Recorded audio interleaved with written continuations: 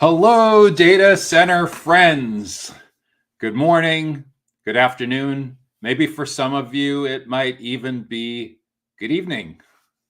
I'm Joshua Feinberg from DCSMI, the Data Center Sales and Marketing Institute, and I am thrilled to welcome you to this week's live stream for the Data Center Go-to-Market Sales and Marketing Q&A show, where each week I tackle a handful of the most pressing challenges that are raised by you and your peers, including those from data center operators, technology companies, facilities companies, real estate and construction companies, and sales and marketing companies in and around the data center ecosystem, data center industry and marketplace.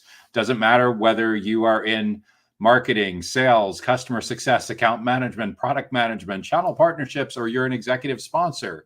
Or maybe you're part of a data center operator or enterprise data center, such as co-location, wholesale, hyperscale, edge, or modular. If you are looking to improve how you go to market, how your team goes to market, how your company goes to market, you are for sure in the right place. So if you're watching live, let me know where you're watching from and what you do in the data center industry. Just comment there and hit the like button, help to spread the reach of this show. So what is on the agenda for today? First up, I'm going to talk about how an optical interconnect solutions company can get representation. So how a company that does optical interconnects can get representation to grow their company. Next, we'll look at how a hyper-converged infrastructure, an AI company, can identify the right customers, clients, consumers. And then we'll turn our attention to how to navigate the data center industry as a newcomer. Then we'll take a short break for a quick message from our sponsor, and then we'll come back with talking about how to find available data center equipment manufacturers for representation. So that's really interesting. We have one question this week on how to get representation, and then we have people that are in the business of representation looking to find data center equipment manufacturers. Next, we'll look at how a data center design and build firm can generate better leads. And then we'll head down the home stretch this week by looking at how a company that does broadband, fiber, and IT services as a solution provider can improve their content creation and strategy. Now, if you are just discovering this Q&A show for the first time, what I would recommend is that you follow and or subscribe on the channel that you're watching this from, but even more so to get more direct notifications of this resource and similar resources, make sure that you subscribe to the Data Center Sales and Marketing newsletter, which comes out every Sunday directly to your email inbox. And you can sign up for that directly on the DCSMI website at www.dcsmi.com. So first question up for this week is, how can an optical interconnect solutions company get representation to grow? That's a great question, and it's a fantastic time to be asking that question, because I think the answer to that is quite different today than the answer would have been 3 or 5 years ago.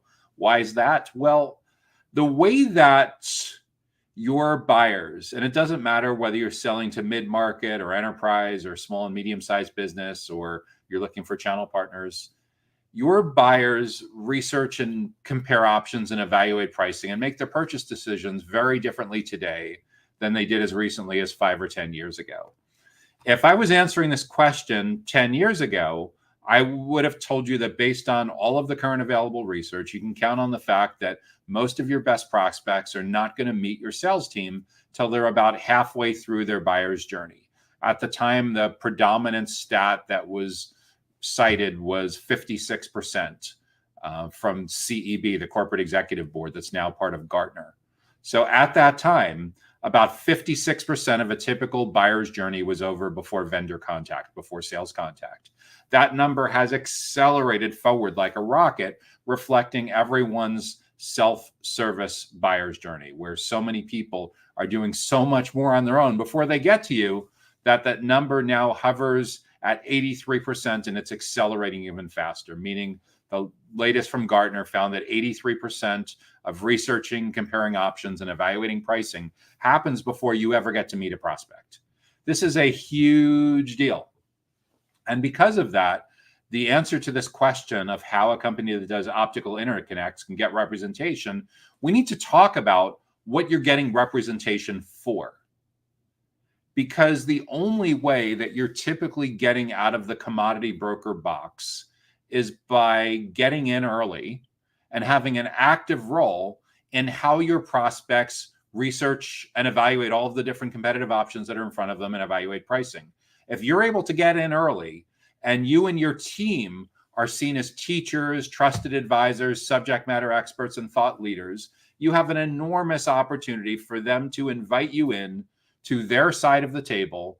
And so you can help them frame all of the different ways that they look at optical interconnects and everything that goes into that. However, if you're not able to get in early, someone else is doing that job. Someone else is answering their biggest questions, helping them with plans on how they can achieve their goals by sharing best practices about how other stakeholders in similar companies, similar size, similar regions have navigated these issues. They're sharing advice and insights on how they can address their biggest challenges, their biggest struggles, what's causing them to have to pull all-nighters, having to cause them to miss vacation time away from friends and loved ones. When you're able to get in early and you're able to fill that void of being seen as the teacher, the trusted advisor, the subject matter expert, you gain enormous leverage to the point where you're almost guaranteed to be on the short list.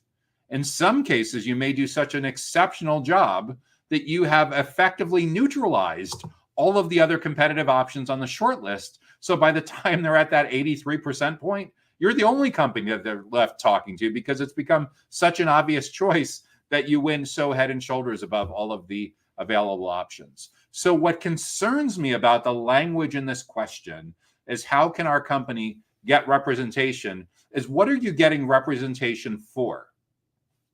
Are you getting representation for another company to own the first 83% of the journey? And hopefully you're their only option that they're recommending when that buyer gets to the 83% point that they're ready for sales contact? Is that what you're getting representation for? And if so, are you missing out on the opportunity for all of the learnings that comes from spending time with your ideal clients, your ideal prospects throughout the entire buyer's journey? Because oftentimes this kind of question of how can I get representation, I'm not going to sugarcoat it here. Most of the time, it's because the company is either undercapitalized and can't afford to hire an in-house sales team, or doesn't want to hire and play the long game and hire an in-house sales team. So they're looking for someone to solve this problem, similar to how a business model might have existed for decades, like in the recruitment space or in the real estate space, where people are basically working on a commission-only basis. And this could be called manufacturers reps. It could be called distributors. In a slightly different industry, it might be called affiliate marketing or being a reseller. But either way, that if you are abdicating the first 83% and the final 17%, you are without a doubt missing out on an enormous opportunity to gain customer insight that would not only shape your go-to-market strategy, but may shape your product roadmap. If you're counting on your manufacturer's reps being your product managers and giving you all this insight that's going to reshape your product roadmap, are they really giving you an exclusive in their category? Are they really not sharing this insight with other companies? And the reality too is when you get manufacturers, rep, channel partners, resellers, affiliates, distributors, whatever you want to call it, on this multi-tier distribution thing that's, it's existed for decades, but in the era of marketplaces and self-based, self-propelled research and buyers being in the driver's seats and everything, if I were running a business model like that, I would be making very rapid investments to try to reposition my team as the employees of a manufacturer's rep company or a distributor or wholesaler or channel partner or something like that. So your team members are seen as the go-to experts in your space. So your team is seen as the experts about your buyer personas and their biggest goals and challenges. So your team is seen as the trusted advisors, because that is the only way that you're going to get leverage that you need throughout this full buyer's journey to truly be able to shape the criteria. Because if you don't get in early, someone else is getting early. So this could be a direct competitor, it could be an indirect competitor, it could be a media company, it could be an events company, but make no mistake, someone is getting in there early. So if you want it to be your manufacturer's rep and you're okay with the fact that they may or may not be doing this the way your buyers want to buy, and because of that, maybe putting themselves in a very compromising position when it comes to bidding and sacrificing profitability and margins and everything like that. If that's how you want your company represented, well, you're probably not self-aware of how much buyer preferences have changed. And if the reps company that you're hiring hasn't woken up to these changes in buyer preferences and they're still using the same playbook that they did 10 or 20 years ago, that's also not great for you. So sure, there are absolutely positively manufacturers reps companies that work in and around the telecommunications side of the data, the technology, the telecommunications side of the data center industry, specifically around optical interconnects. The question is whether that makes the most sense for your company. Usually, again, this question is being asked because you're trying to avoid having to staff up your own internal sales team. Probably because you don't have the financial resources or the patience to be able to do this. And obviously another alternative for companies that want someone to take over this head of sales, like chief revenue officer kind of place in a relatively early stage company that can only get representation by doing it in this way, is maybe you need to look for a co-founder. Maybe you need to come to the conclusion that a far preferable alternative to abdicating all of this customer insight research and abdicating all this brand building and natural progression of your company and getting out of the commodity broker box, maybe a far preferable option is to give up 2%, 5%, 10%, whatever it is of your company and bringing in a co-founder who can stay with you for years, who has a really strong vested interest and working just on building your company together 50, 60, 70, 80 hours a week. 100% of their time is not fractured in 10 different directions like a channel partner or a manufacturer's rep company would be. But these are all strategy decisions that you ultimately need to make. What do you want to stand for? How do you want to come across in the marketplace? What is your brand? So many times people today still think of their brand as their logo, the hexadecimal colors, the fonts that they use. The reality is, in today's digitally driven, self-propelled marketplace, your brand is everything that the marketplace says about your company and your team when you're not in the room. And given that you're not in the room anymore for the first 83% of the buyer's journey, it is a really big deal about your brand and recognizing just how much branding has changed. And so much of how branding comes down to building a personal brand, building a company brand, being seen as the go-to experts in your space. And there's still a place for manufacturers reps companies to do this when they're highly specialized and they're seen more as like providing extremely valuable high-end consulting that rivals the kind of consulting that someone would get if they went to like Deloitte or PwC or KY or KPMG or something like that. But if the staff that works for the manufacturer's rep company that you hire comes across more like car salespeople or residential real estate or commoditized commercial real estate brokerage or something like that, nowhere near the level of sophistication of like industrial, like data center specific real estate, then you could have a problem down the road, because even the deals that get closed, the question is, are the expectations being managed correctly? Is there over-promising, under-delivering? Are you risking massive reputational damage because of how the reps are going to market? So yeah, at the end of the day, you really have to ask yourself if this is really what you want, and if you're going into securing representation with both eyes open. Because in a world where so much of buyer preferences now is being driven by self-service and people are falling in love with self-service marketplaces, manufacturers rep companies really need to step it up 3, 4, 5 levels from where most of them are operating today. And some of them are doing it, some of them are not. Make sure that you do your homework and you go in with both eyes open if you're serious about finding the right representation for your optical interconnect solutions company, or just representation for any kind of company that operates either as an outsourced data center operator or a technology company, like where telecommunications and optical interconnects would be a subset of that, or something facilities related or construction or real estate related. make sure you go on with both eyes open, that it's all about your brand and your reputation in the marketplace. Next question up is,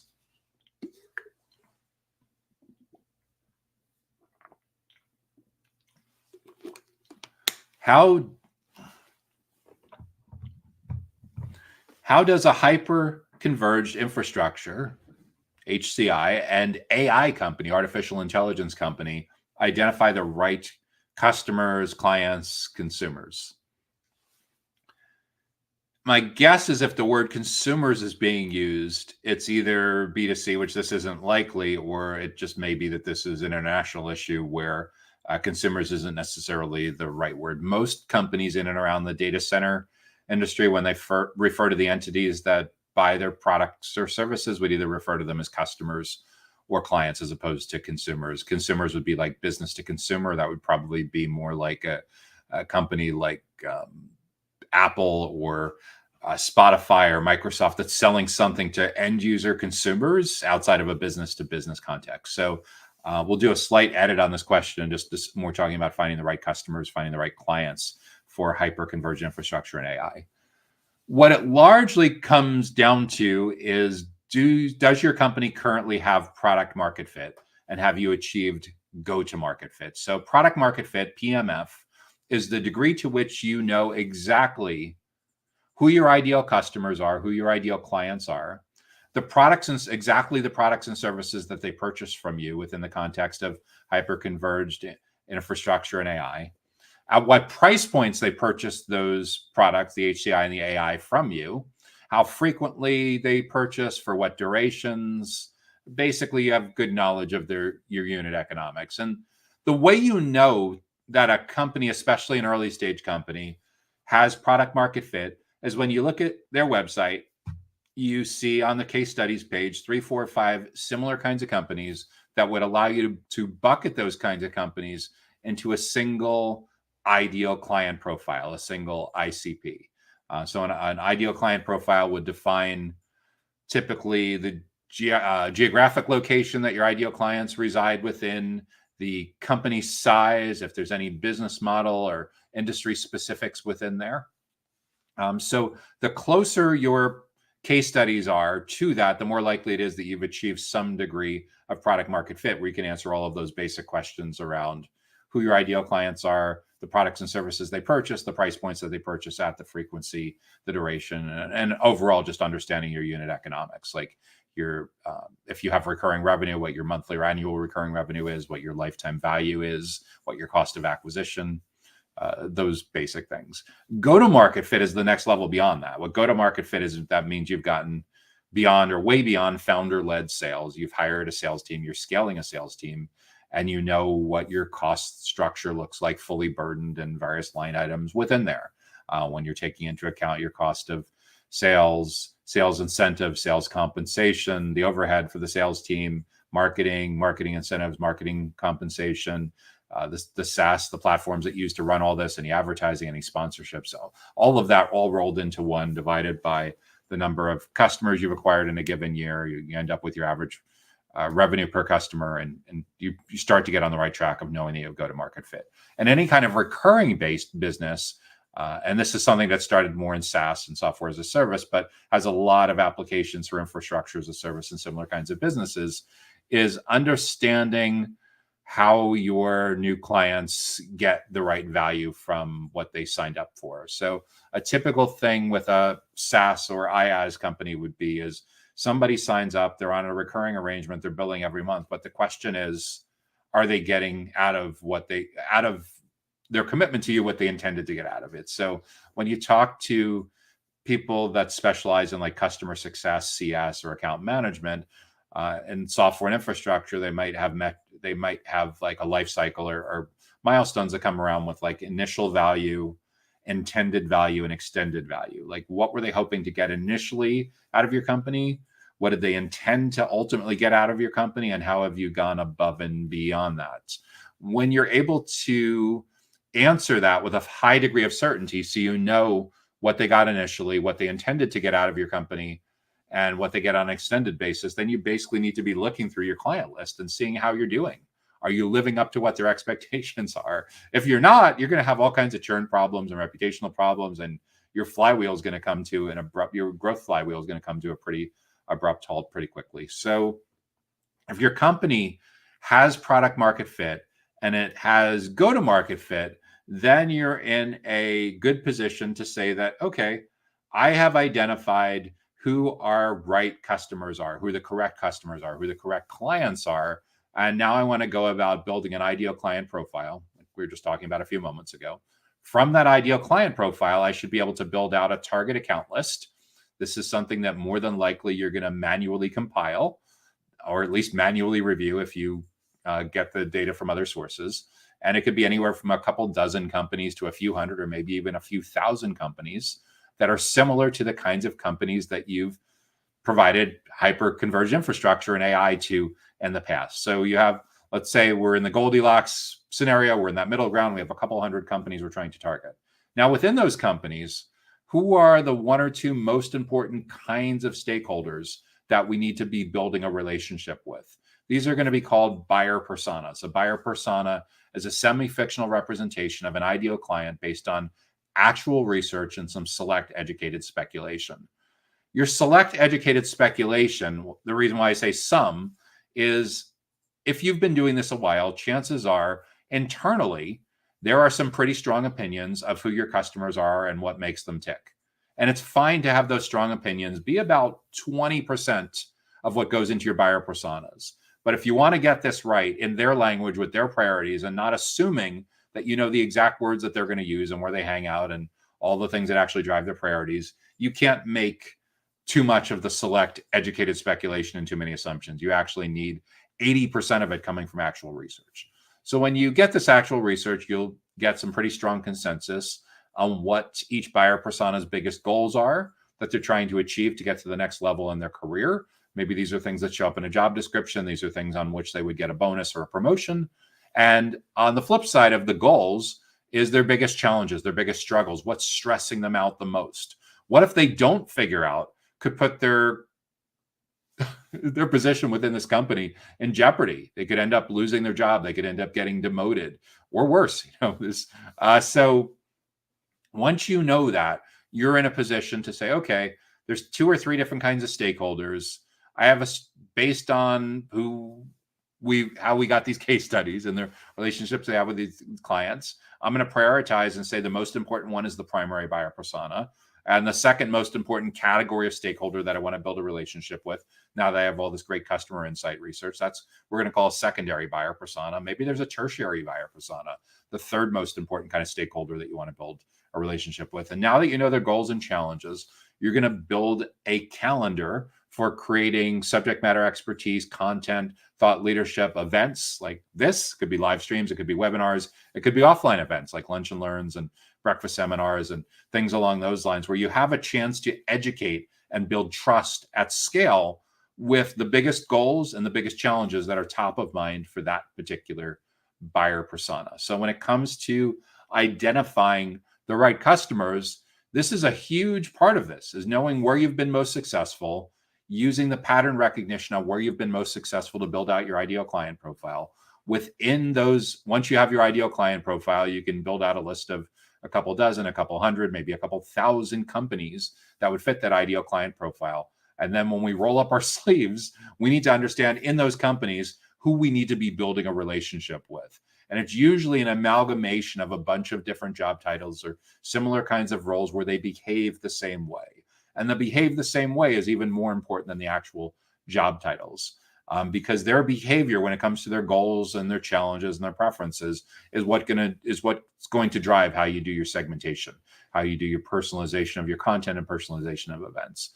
And then you take that content, those great events, and you've already learned from that buyer persona research where they hang out online and offline, their watering holes, where they get their information from. Then it's about creating distribution and promoting and getting the right people to show up to your educational content experiences. So like the reaction you're looking for is for them to say like, wow, this is like super helpful. What an eye opener. I never thought about it this way. What else do they have to say? And when you get that reaction, that's what earns you a virtual seat at the table. That's what earns you the ability to be present in as many of those 28 natural touch points as possible that come between complete stranger and purchase decision. Where a lot of people get off track is they overspend, they overinvest on field marketing and events and conferences and trade shows, and they make a good impression, but that's just one of 28 touch points that you need to have with that individual. It's not like that person is going to wait till you come back next year at next year's conference to continue the conversation. Of course not. They may not be ready to buy tomorrow or next week or even next month, but you can bet they're not waiting till next year's event to get their questions answered. When they're ready, they're going to go on LinkedIn, and they're going to go on YouTube, and they're going to go on Slack channels, and they're going to text message their peers, and they're going to ask their friends, and they're going to go on review websites and attend webinars and podcasts. And so the question is, how well prepared is your company to show up in the right places at the right time with the right people in the right context, so that you and your company and your team are seen as the definitive experts in that buyer persona at the intersection of hyper-converged infrastructure and AI? If you're confident that you're able to show up in a lot of those 28 touch points to the point where you're in there at least 50, 75% of the time, give yourself a nice pat on the back. If you're not, it's time to step it up and get super serious about understanding who they are, what they care about, and how you're going to show up in a way that allows you to earn your way in the first 83% of the buyer's journey, and not just get to talk to them when they're almost ready to purchase, because it's incredibly important if you want to plant the seeds to get in there as early as possible, so that you are seen as the go-to experts and the go-to company when it comes to anything and everything having to do with hyper-converged infrastructure and AI for this particular buyer persona. Next question is, how do we navigate the data center industry as a newcomer? That's a fantastic one. And I'll give you a little history as to how I started to navigate the data center industry when I was a newcomer. For the better part of 12, 13, 14 years, I worked with managed service providers, originally coming from having my own IT services company, providing outsourced fractional CTO services to small businesses, and then getting to know dozens and hundreds of other people that had similar kinds of businesses through some work in the Microsoft channel partner ecosystem, with co-leading a user group and writing for a trade publication, speaking at Microsoft channel events, writing a book for Microsoft, all of that stuff. So in the course of doing that for the better part of 12 to 15 years, hundreds, I think about 2,000 people ultimately went through our training program on how to grow their trusted technology advisor business among small and medium-sized businesses. In the late 2000s, early 2010s, as the industry was moving from premise-based client server infrastructure to SaaS and public cloud, a lot of those companies were struggling because they were still using a business model that looked a lot more like trying to emulate a certified public accountant, a CPA firm, rather than a technology firm. But the ones that weren't struggling, the ones that were actually still profitable and still growing, I saw going in one of three directions. They either moved up to mid-market companies and started working on ERP, enterprise resource planning, or something very similar to that, like manufacturing systems or high-end CRM, customer relationship management. So they either became like ERP specialists or something very close to that. Some of them became custom software developers, meaning they were building web apps and mobile apps. And again, both of those moving up markets were getting them into six-figure clients. We're getting them into large clients, much larger deals where they could afford to make significant investments in growing their talent and how they did client acquisition. And the third group that was still left standing, that was reasonably profitable, got into some facet of co-location. Either they put their own box in someone else's facility, like a Digital Realty or Equinix or something like that at that point, and they said, okay, I have a server.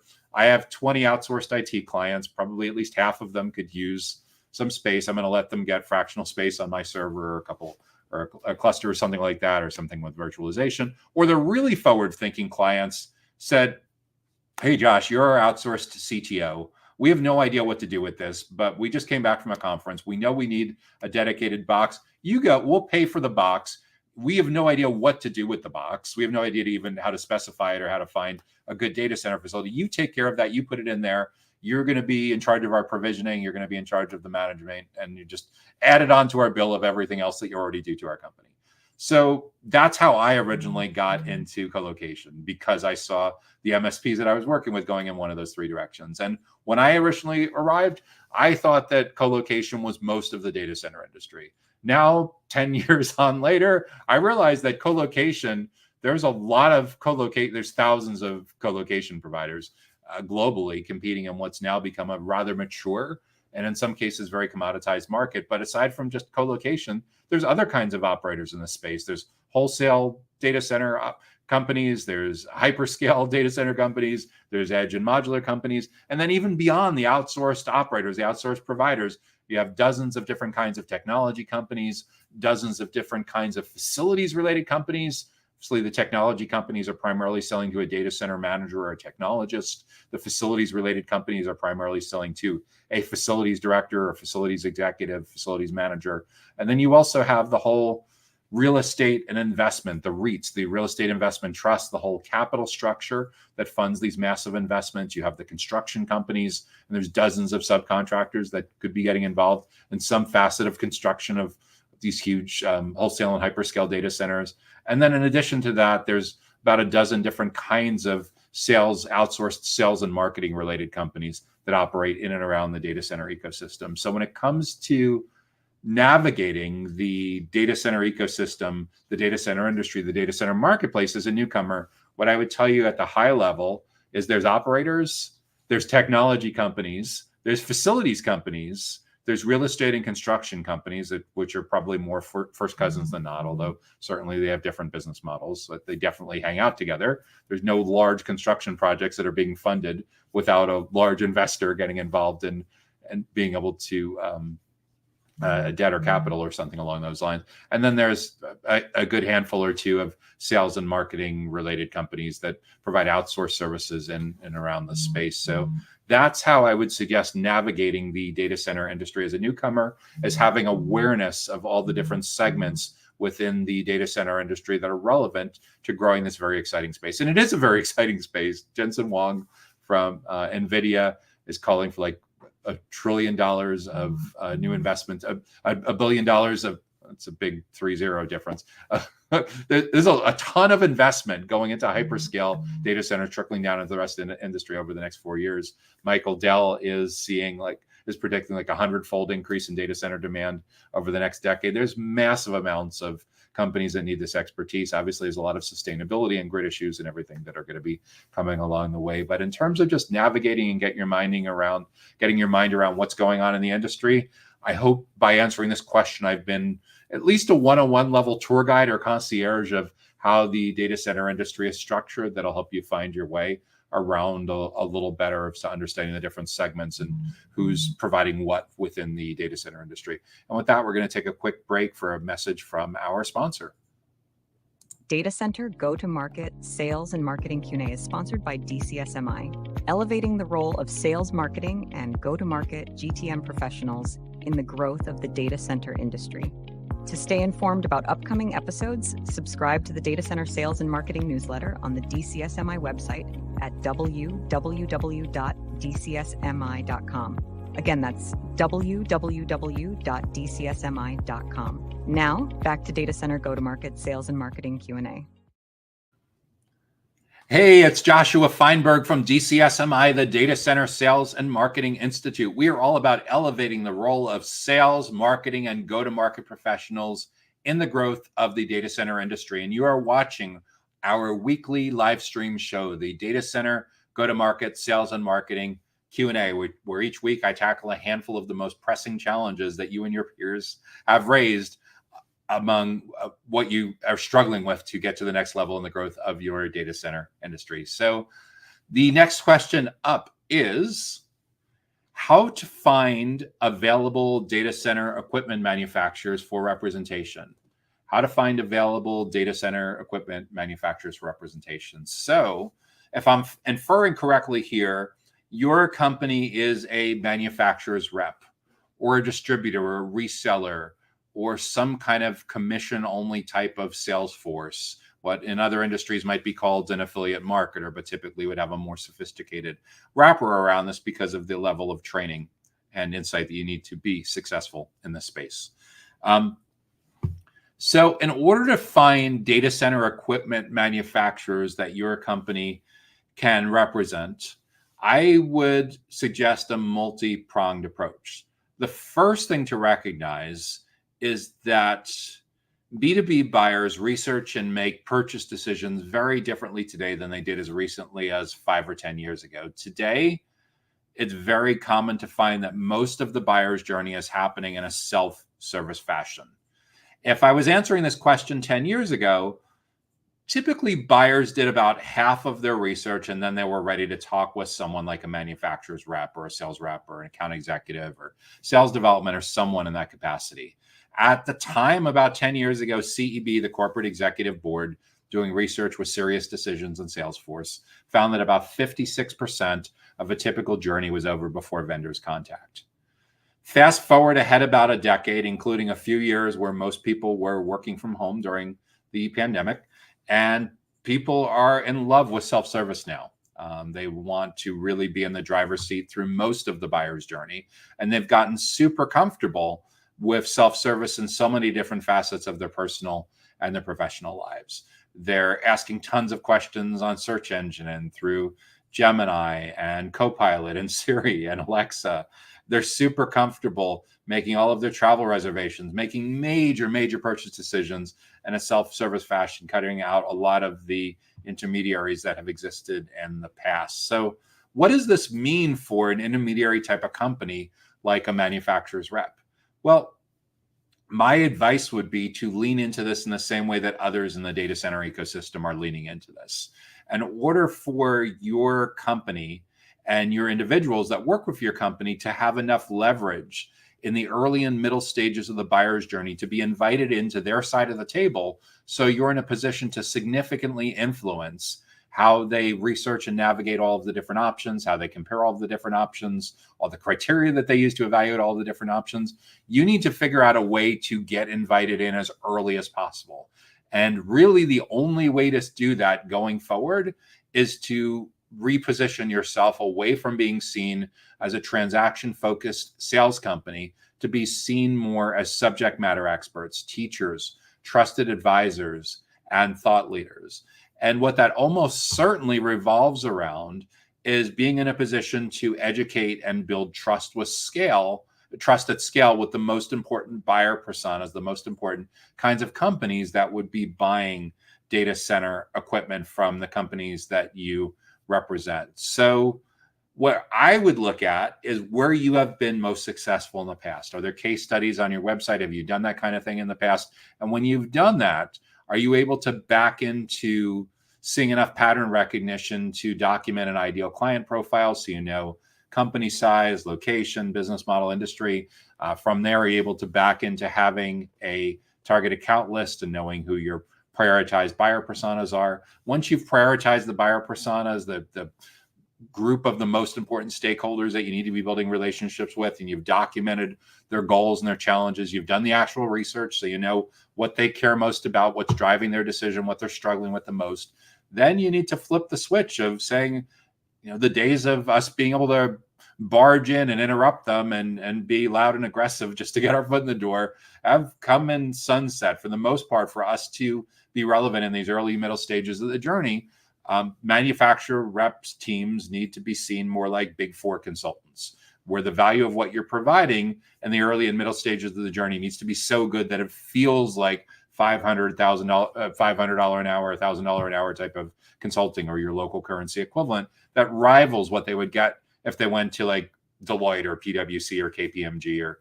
EY or something like that. When you're able to get to that level of competency, proficiency, empathy, and providing extreme value to them, the whole dynamics of these interactions completely changes. They're coming to you looking to get time on your calendar, as opposed to you begging them to get time on their calendar. That's an enormous context shift. So once you have that in mind and you've determined that there's a couple hundred companies where you're in a really good position to take all of your decades of expertise and help them reach the best decisions on how to evaluate all of the different data center equipment manufacturer options that are in front of them, then you're in a position to start saying, we're going to publish research reports, ebooks, podcasts, blog posts, at the risk of getting a little meta, we're going to have a podcast and live streams and webinars and offline versions of those, like lunch and learns and breakfast seminars. Again, it's not going to be focused just on social stuff here. We're about being seen as teachers and experts and trusted advisors. And long before we talk about products, we're going to help demonstrate our value by showing that we're able to help them navigate what's in front of them, because we've worked with dozens or hundreds of other similar companies, similar kinds of stakeholders in these companies. And based on the muscle memory, we can anticipate not just what they want to know today, but what step 2, 3, 4, 5, 6, et cetera, is going to look like. And why is it important to think that many steps ahead? Because in today's buyer's journey, self-propelled buyer's journey, there may be as many as 28 touch points that you need to be involved with in between complete stranger and purchase decision. If you're doing a lot of event marketing and field marketing, you may be knocking it out of the park on 1 or 2 of those 28 touch points. But what about the other 25, 26, or 27 touch points? Are they really waiting around to the next time that you do an event? Of course not. Are they going to be ready for a conversation tomorrow or next week? Maybe.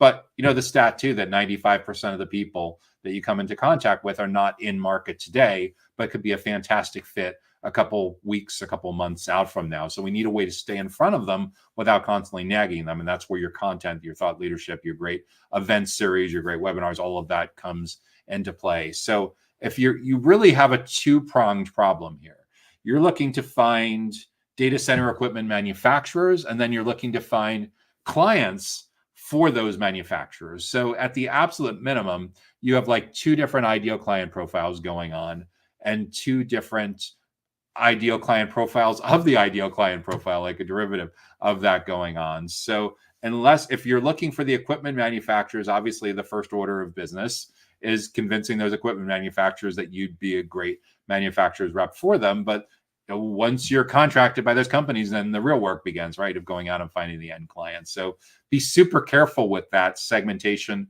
as well. At the absolute minimum, it certainly needs to be a contact property or a field in your CRM so you can distinguish the 2. But in the reality, you probably need 2 different go-to-markets for that. If you're a big enough firm that you have the luxury of being able to divide and conquer with splitting that up among 2 different co-founders of your company, it may be better. One's in charge of going to find the companies to represent and nurturing those relationships, and the other one would be, again, maybe it's 80-20 or 70-30 or something like that. It's up to you to figure out the split on the time of how you invest those resources, but they're different issues, right? The topical expertise, your insights certainly will carry a lot of weight with both of them, but they're for sure a different ideal client profile. They're different, for sure, a different list of targeted companies. So that's how I would approach finding available data center equipment manufacturers for representation. For sure, there are companies with mature channel partner programs that you could latch right into and plug right into. But I sense by the way that you're asking this question that you're looking for something a little bit more exclusive. You're looking for something probably working with smaller companies or companies that may not have a lot of surface area in your particular geographic region. There's a lot of different reasons why companies look to indirect channel partners and manufacturers representatives. But to grow that kind of business in this day and age, I would very, very strongly recommend reevaluating your positioning and making sure that the lead customer-facing, client-facing, market-facing people on your team are seen more as subject matter experts and a lot less like sales, transaction-focused salespeople for hire on a outsourced representative basis. The days of that succeeding are very, very numbered. There's so much more self-service preferences going on right here. And in a lot of ways, you're competing against marketplaces. So in order to make sure that you're able to add value at a completely different level, you need to make sure that you're investing in your expertise and your personal brand and your company's brand at an entirely different level. Next question up.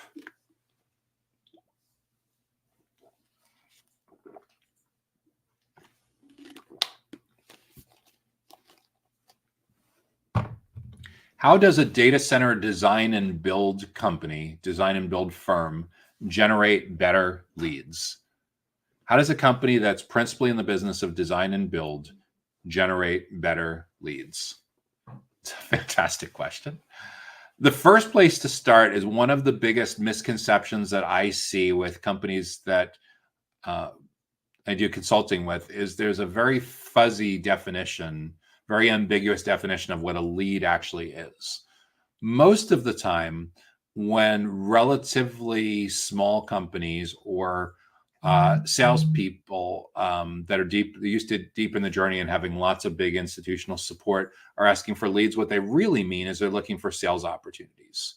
However, a sales opportunity is pretty far along in the journey, and it's not a given that people show up as sales opportunities anymore because there's so much more self-propelled research going on in the early and the middle stages of the buyer's journey.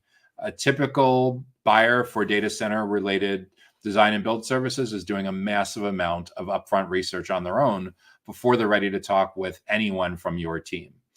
Gartner found that 83% of a typical journey now happens before vendor contact, before contact with a sales team. That's researching, comparing options, and evaluating pricing is all happening largely before they get to someone from your team to talk about design and build services. So the question is, how do you earn your way into that first 83% of the buyer's journey? How do you get them to invite you in so you're seen as a subject matter expert, a teacher, a trusted advisor, and a thought leader, and not just a biz dev person for a design and build company? That's the $1 million or $100 million question here is, what are you going to do to help your biz dev team, your account executives, your sales development reps? How are you going to help them reposition themselves so that they're seen as helpful experts as opposed to someone that's just nagging prospects, begging for the opportunity to get a foot in the door and pitch something?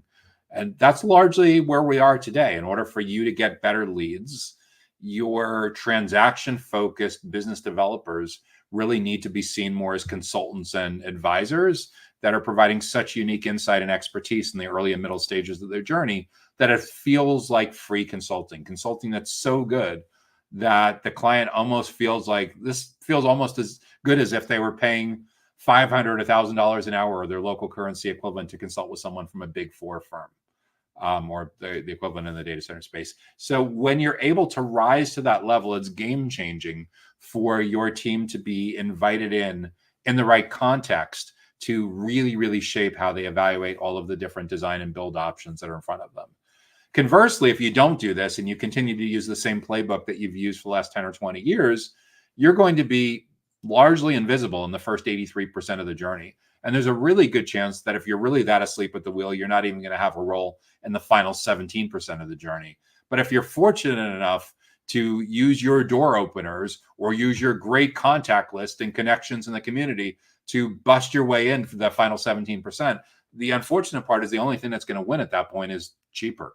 You've been commoditized because you haven't had the chance to really shape how they evaluate all of the different options that are in front of them. And it's not a great place to be. It's very demoralizing to your team.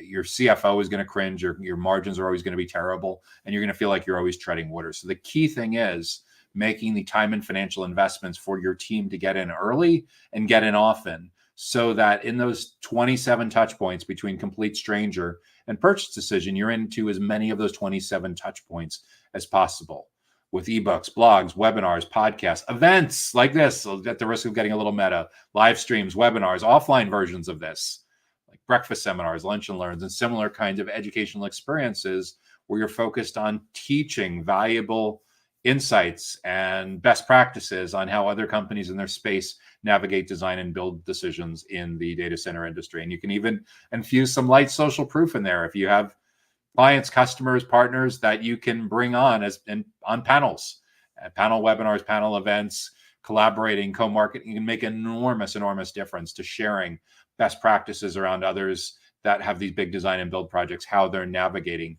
the available options that are in front of them. So that's how you get to the point that your sales opportunities are largely pre-sold on your company, or at the minimum, you're certain that you've earned a place on the short list. When you do it really, really well, you, in some cases, maybe the entire short list. Large design and build projects, it's pretty far-fetched that your content experiences alone are going to completely neutralize all of the other competitive options, but you can definitely stack the decks in your favor.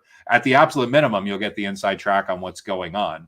But you also may get some extremely valuable insights on things that need to flow into how you present your offerings to the marketplace. Like basic like product management type of. I know people don't talk about product management very often in the design and build space, but more than likely there is someone on your team who operates at a strategic level, or a team that operates on a strategic level that shapes how you product position, all that stuff around what it is that you do with your design and build services. So for sure, by getting in early, you're earning the ability to figure out not only the changes that you would need to customize for this particular opportunity, but for similar kinds of opportunities going down the road. And if you're not in there early, there's a really good chance that you miss those valuable insights. So first, start by understanding the big difference between what a lead and a sales opportunity is. Second, recognize how incredibly important it is for you to use your insight, your expertise, your institutional knowledge, your ability to educate and build trust with your most important buyer personas is an incredibly, incredibly important priority to make to grow a business like this in this kind of marketplace, in this kind of environment going forward. And the sooner you warm up to this, the easier you're going to make it on your sales team. Recognizing for a lot of companies that last did a major revision on their sales and marketing playbook like 10 years ago, these can be big cultural changes. So in a lot of cases, in most cases, it really needs to start from the top down. Obviously, if you're a huge company with tens of thousands of employees, it's far-fetched that your CEO is going to get involved. But if your company has a few hundred or a few dozen employees, yeah, for sure, this is a C-level kind of initiative that needs to lead by example and trickle down with getting out in front with your team and all your client-facing staff, being seen as the go-to experts in the space and making a decision that you're not going to allow other companies to control the airspace and control the messaging and control the narrative, that you have unique insights that other companies don't have. And you want to make sure that you're out in front with that as much as possible to have a very active role in as many of those 28 touch points as possible between complete stranger and purchase decision with anything and everything that's related to data center design and build. Our final question for today is, take a look what's in the mailbag.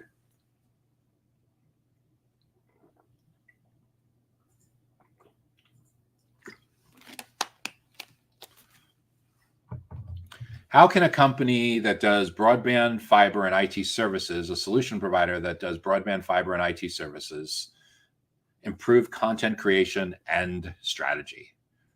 Well, they for sure go hand in hand. Content and creation and strategy for broadband, fiber, and IT services. How can we improve what we do? Hopefully tying a clear line in sight between that and revenue growth. What it largely comes down to is the first thing to figure out is, are these clients buying all three of those categories of products and services from your company? In other words, do most of your broadband customers also buy fiber, and do they also buy IT services? If so, you likely have one cohesive set of case studies, logos, reference kinds of accounts that you can use to build a single ideal client profile. If you find that these different product lines or services lines are largely three different kinds of companies, then you really need three different ideal client profiles for each of these lines of companies. And if they're different lines of business, more than likely somewhere along the way, you probably have different sales teams, right? Different account executives, different account managers, perhaps different sales development or business development reps out in front there, maybe even different marketing. But so the first thing is, are they largely the same kind of client that's buying broadband, fiber, and IT services, or are they three different kinds of clients? If it is the same client, it's a single ideal client profile. Within that ideal client profile, we need to identify who the buyer personas are that are most important that we build a relationship with. That's going to be found by, again, looking at where you've been most successful, the kinds of stakeholders you've engaged with the most, that were most influential initially and on an ongoing basis with that account. And from there, then we set about prioritizing a primary buyer persona. The second most important buyer persona would be called like your secondary buyer persona. Maybe there's a tertiary buyer persona. Maybe there's even a negative buyer persona where on the surface, they look like they could be a good fit, but there's this one huge red flag that comes up that tells you that it's never going to be a profitable client. But at the minimum, you'll usually have a primary and a secondary buyer persona. And once you've identified those, then you need to actually build the buyer persona documents, do the actual research. And the one thing that I would caution you on is, if you've been in the business of providing broadband, fiber, and IT services for several years or longer, chances are there's quite a few people on your team that think they've seen it all. And they probably have. However, if you really want to get this content creation, go-to-market strategy right, I would caution you to make that input that you get from internal stakeholders no more than about 20% of the input that goes into your buyer personas. The definition of a buyer persona is a blueprint, a definition of your ideal buyer based on actual research and some select educated speculation. So the institutional knowledge among your CEO or CRO or head of sales or head of marketing, that's your select educated speculation. That's about 20%. The other 80% of what goes into a buyer persona should come from doing the actual research, either by mining and studying how they describe themselves and the kinds of content that they share on a regular basis, or even better if you can do actual interviews with them. But at the end of the day, we need to get really strong consensus in each of these groups on what their biggest goals are that they're trying to achieve to get to the next level in their career, their team's career, and their company's goals.